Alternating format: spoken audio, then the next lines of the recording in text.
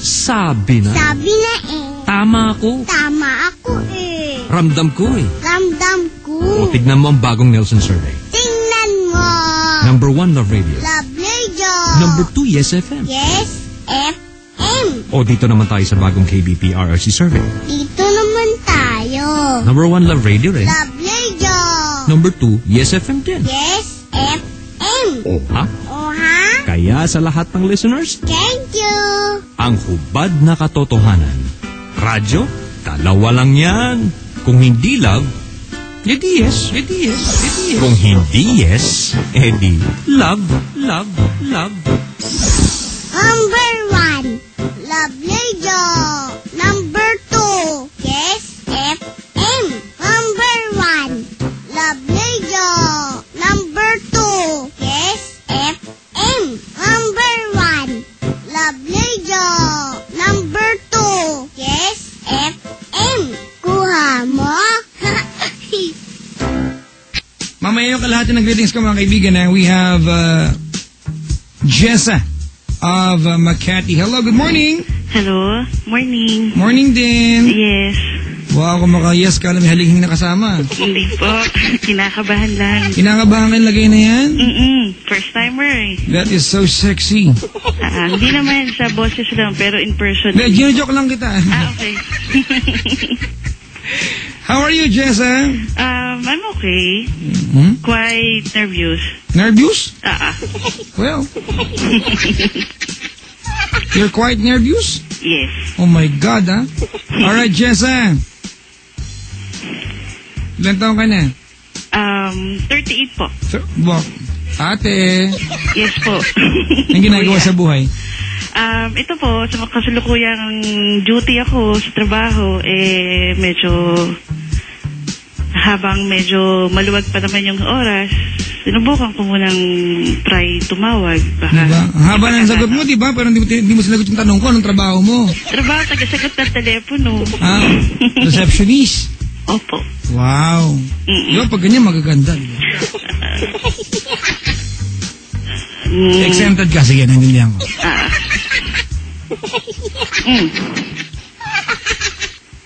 Alright, Jessa. Opo. Napatawag kasi nais mag-confess. Opo. Alright. Bago ko makita yung picture mo na inahagilap pa ni Penda Flex, ano? Okay. Describe yourself to me.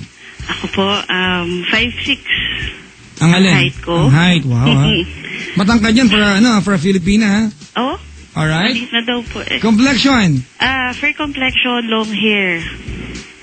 And then, asset ko, 2 dimples. Yun lang. Naku, nandito ka ngayon. Opo. Nandito ka. Mahilig ka mag-checkered? Checkered? Bihira, oo. Pero meron ka, may checkered ka na green. Opo. Nandito ka ngayon, te. May dimple ka, di ba? Opo. Oo, kita. Mahaba kuko mo? Hindi po, bawal eh. Dila mo? Kasi baby ko, Dila mo? Hindi rin. Hindi rin? May mga mahaba ba sa'yo? Mahaba po buhok ko. Ayun lang. Opo. Maliban doon, may mga mahaba pa ba? Wala na rin po. Wala naman akong buntot. O syempre, tao ka, di ka maungguli. Okay. Kala ko gumihoko ko eh. Ma-adlib, corny. Papaalis lang ng kaba. Ganun. Ginakabahan ka ba? Opo. Ganun. Gusto mong persantin? Ha? Persantin. Ay, ganun ba? Jessa! Po. Nagre-reklamo si Penda Flex. Mali naman daw binigay mong information. Hindi, ito tama yun. Kausapin ka ni Penda Flex, ha?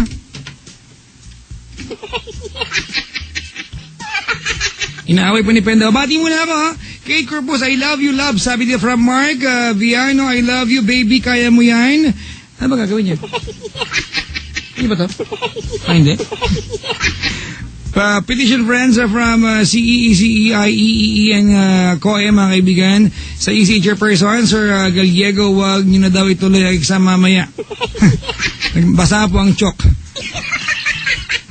Ayan, Bruas ng Garay from Jenny Torres. To Ate Karen, nasa mabuti akong kalagayan from Kurt. Good morning. At hello po kila Joanna Joy, Awaran, Beverly, Aiza, Charlene, si Rodaline, Viedo, Ryan, Panganiban. Good morning, Papa Jack. Kabati po lahat ng mga taga Provincial Capital Employees of Cavite. Ayan. Jamie Herrera, Vivencio, Montano, and Charlie Martinez. Magandang umaga po. Salamat sa pagiging pagantabay at pagtutok, mga kaibigan. Hello? Hello. Jessa, you are back. Apo. Alright. Describe yourself to Papa Jack. Okay, I'm 5'6" tall, long hair. That's more on my personality. And, ano pa ba? Parang pa-agent ah. Hindi ko alam eh. Ano pa ba? Fair complexion. I'm a friendly person. Really? Yes. What is your motto in life? Motto in life, life is too short and then you have to enjoy it to the fullest. Wow. Kala ko life is too short, drink vitamins. And don't forget your milk. Says Mama Dinisha. Alright. You are a 38-year-old single mom? Yes, sir. Ilan taon na anak mo? 3 years old po. Ganon. Opo. At ikaw ay isang receptionist. Opo. Ba't wala kang asawa? Actually, andito naman po yung papa nung anak ko. Hindi lang kami pa totally married pa. Kayo pa rin.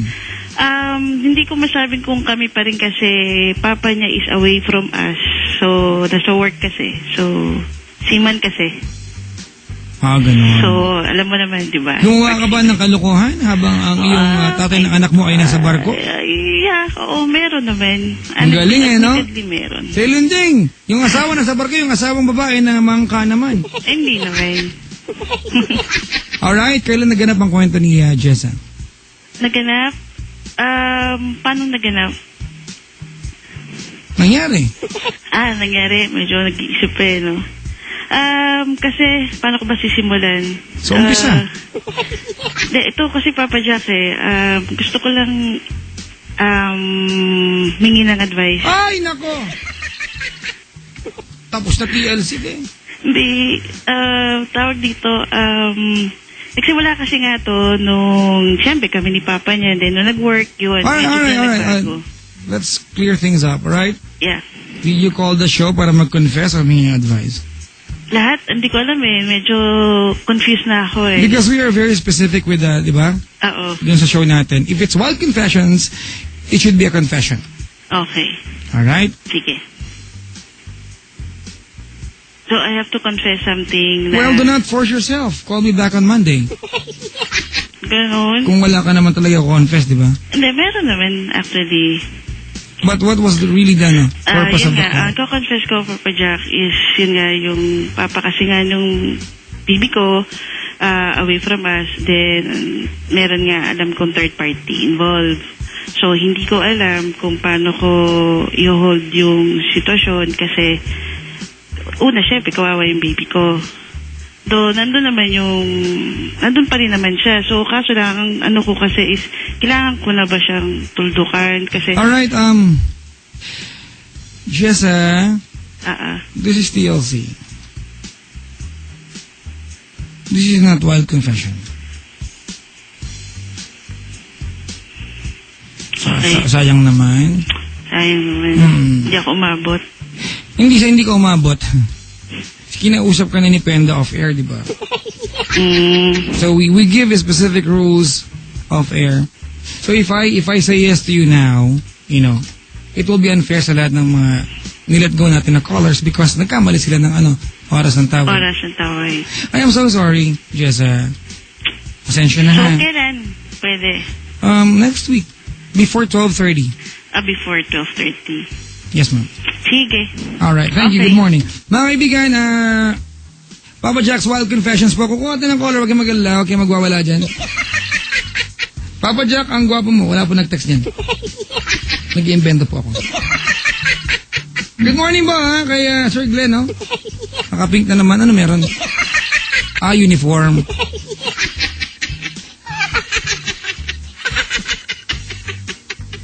Ay, nako ha. Mga kaibigan, pasensya na kayo ha. Oo, kasi kailangan natin maging fair. Diba? Ceylon Ching, diba? Pabor ka doon. Ceylon. Na nilat go natin. Oo daw. Ang gwapo na Ceylon Ching, oh. Makapamada.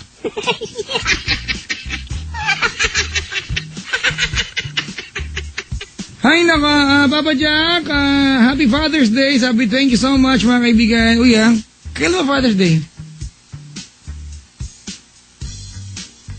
Sa linggo. Uy, binabati ko po yung mga tatay na pero ayaw umamin, ha.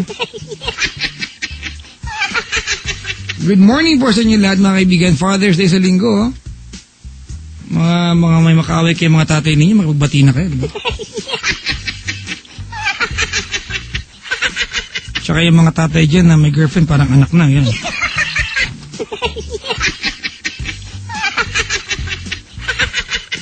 Mga kaibigan, I'd like to invite lahat po ng magagandang dilag. If you want to be part of Love Radio's Circle of the Girls of the Month, padala lamang kayo ng picture sa amin. At least more than 2, mga kaibigan, na whole body, tapos close up. Huwag lang undershot, ha? Alright? At mga kaibigan, including yung mga information about you, tapos, ipadala sa info@loveradio.com.ph. Second caller, we have Glenn of QC. Good morning, Glenn. Hello, good morning. Nax, bading. Bading? Hindi. Ay, hindi. Good morning, Glenn. Good morning. Ayan, ang alam ya. Ilan taong ka na? 28. Ginagawa sa buhay? Bale, naghahanap ulit ng panibagong trabaho. Bakit saan nagpunta ang trabaho mo? And lumayas eh. Lumayas. Ano bang kayang gawin ni Glenn? Call center agent kasi ako eh. Really? Yeah. Ba't ka nawala sa trabaho mo? Like, sabi kasi nila lilipat daw ng account. Pero, ayun. Until na wala pa ring call. So, I need to parang pumunta na lang sa office din para i-follow up every now and then. At baka talagang sinibak ka naman. Hindi ka lang diniretsa, di ba? Hindi naman. Ganon. Anyway, good luck, ha?